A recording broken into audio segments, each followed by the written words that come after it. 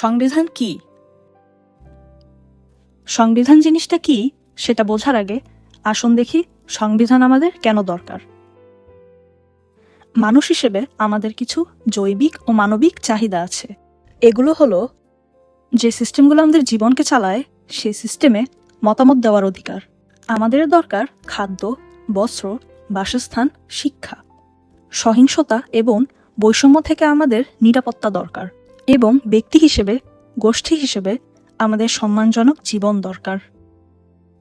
এই চাহিদাগুলো পূরণ করতে মানুষ সরকার তৈরি করে এবং সরকারকে ক্ষমতায়ন করে যেন সেই ক্ষমতা ব্যবহার করে সমাজের মঙ্গল করা যায়। সমস্যা হচ্ছে ভালো কাজ করতে হলে ক্ষমতা দরকার, কিন্তু ইতিহাস আমাদের দেখিয়েছে ক্ষমতার সীমাহীন ব্যবহার সমাজের মধ্যে তৈরি করে দুর্নীতি, স্বৈরাচার ও বৈষম্য। অবাধ, সুষ্ঠু ও নিরপেক্ষ নির্বাচন একটা ভালো সরকার তৈরি করার ক্ষেত্রে জরুরি। এর মাধ্যমে মানুষ যাকে চায় তাকে ক্ষমতায় বসাতে পারে, আর সে ক্ষমতার অপব্যবহার করলে সরিয়েও দিতে পারে। কিন্তু ক্ষমতা কিভাবে ব্যবহার করা হবে তার জন্য আমাদের কিছু নিয়মকানুনের দরকার, যেন নির্বাচনে জয়ী দলটি জনগণের মঙ্গলের জন্য কাজ করে। তারা যেন নিজেদের ব্যক্তি স্বার্থ উদ্ধার করতে ব্যস্ত না হয়। ঠিক ফুটবল খেলার মতো রাজনীতিতেও কিছু নিয়মকানুন আর রেফারি প্রয়োজন, যে নিয়মের কাছে সকল রাজনৈতিক দল বাধা থাকবে, যে নিয়ম সকল খেলোয়াড়কে সমান চোখে দেখবে। এই নিয়মগুলো নিয়েই সংবিধান। সংবিধান হলো এক ধরনের আইন, কিন্তু কোনো সাধারণ আইন না। সংবিধান রাষ্ট্রের সর্বোচ্চ আইন, যেটা সরকারকে প্রতিষ্ঠিত করে, সরকারের ক্ষমতা নির্ধারণ করে এবং সরকারের হাতে ক্ষমতা ন্যস্ত করে। সংবিধান ঠিক করে দেয় আইন কিভাবে তৈরি হবে এবং আইন কিভাবে প্রয়োগ করা হবে। সাধারণ আইন বদলানোর চাইতে সংবিধান বদলানো কঠিন, যেন ক্ষমতাসীন দল তাদের ইচ্ছামতো সংবিধান পরিবর্তন করতে না পারে। ফুটবল খেলায় জয়ী দল যদি খেলার নিয়মকানুন পাল্টাতে শুরু করে তাহলে ফুটবল ন্যায্য হবে না। একইভাবে গণতন্ত্রে জয়ী দল যদি নিজের ইচ্ছামতো সংবিধান পরিবর্তন করে তাহলে সেটিও অন্যায় হবে। সংবিধান হলো রাষ্ট্রের ক্ষমতার চাবি এবং সেই চাবির মালিকানা জনগণের হাতে থাকা জরুরি। আর এই কারণেই দেখা যায় মানুষ যখনই একটি বৈষম্যহীন নতুন সমাজ প্রতিষ্ঠা করে তাদের প্রথম কাজ হয় নতুন সংবিধান লেখা। ঠিক যেমনটা নরওয়ে করেছে 1814 সালে, ভারত করেছে 1950 সালে, দক্ষিণ আফ্রিকা 1996 সালে এবং কলম্বিয়া 1991 সালে। পৃথিবীর প্রায় সব দেশই ক্ষমতার সীমারেখা নির্ধারণ করার জন্য নিজেদের সংবিধান তৈরি করেছে। আর অন্যদিকে আমরা দেখেছি যখন একটি গণতান্ত্রিক সরকারকে সামরিক বা অনৈতিক উপায়ে উচ্ছেদ করা হয় তখন স্বৈরাচারীরা প্রথমেই যেটা করেন সেটা হলো সংবিধান স্থগিত করা, কারণ তারা তাদের ক্ষমতার উপর কোনো বিধিনিষেধ চান না। সুতরাং সংবিধান ক্ষমতার সীমা বেঁধে দেয়, কিন্তু এ কাজটা সে করে কিভাবে? এর বেশ কিছু উপায় আছে।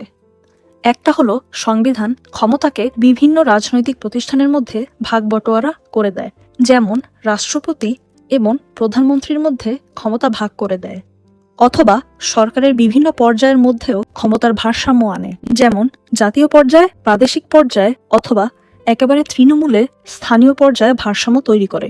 সংবিধান বিভিন্ন প্রতিষ্ঠানের মধ্যে ক্ষমতা ভাগ করে দেয় এবং সেই প্রতিষ্ঠানগুলোর মধ্যে সম্পর্ক কেমন হবে সেটাও বলে দেয়। সংবিধান নিশ্চিত করে যেন ক্ষমতার পট পরিবর্তন হয়। কোনো বছর যেন আমরা একটা দল বা নেতাকে নির্বাচিত করতে পারি, আবার কিছু বছর পর আমরা চাইলে যেন অন্য নেতা বা দলকেও নির্বাচিত করতে পারি। সংবিধান আমাদের এই অধিকার নিশ্চিত করে। এর অর্থ হলো কোনো একজন ব্যক্তি, একটা দল অথবা একটা প্রতিষ্ঠান সর্বময় ক্ষমতার অধিকারী হতে পারে না, ক্ষমতায় দীর্ঘকাল থাকতে পারে না। সুস্থ ধারার গণতন্ত্রের জন্য নির্বাচিত সংসদ, সরকার এবং রাজনৈতিক প্রতিষ্ঠানের নিজস্ব স্বাধীনতা থাকা জরুরি। একটি যেন আরেকটির উপর হস্তক্ষেপ করতে না পারে। অন্য ভাষায় বললে এর নাম ক্ষমতার পৃথকীকরণ। সরকারের অন্যান্য অংশ যেমন আদালত, সেনাবাহিনী, পুলিশ এবং শাসন বিভাগের মধ্যেও পৃথকীকরণ থাকতে হবে। সংবিধান নির্ধারণ করে সরকার কি করতে পারবে আর কি পারবে না।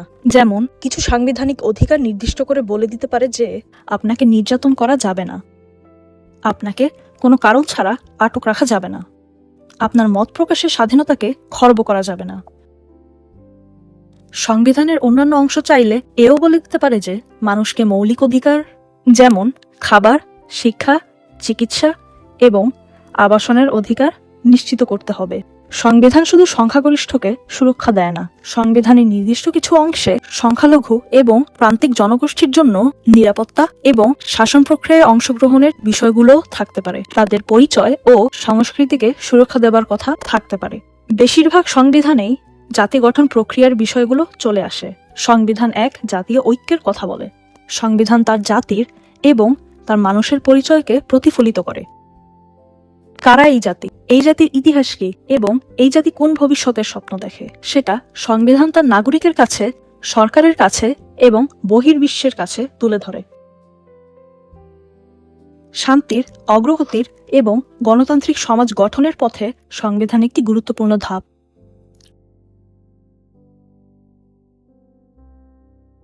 রাষ্ট্র কিভাবে চলবে তা নির্ধারণ করে দেওয়ার মাধ্যমে একটা ভালো সংবিধান জনগণের গণতান্ত্রিক আশা আকাঙ্ক্ষার প্রতিফলন ঘটায়, তাকে বাস্তবায়ন করে এবং সে বাস্তবতাকে অব্যাহত রাখে।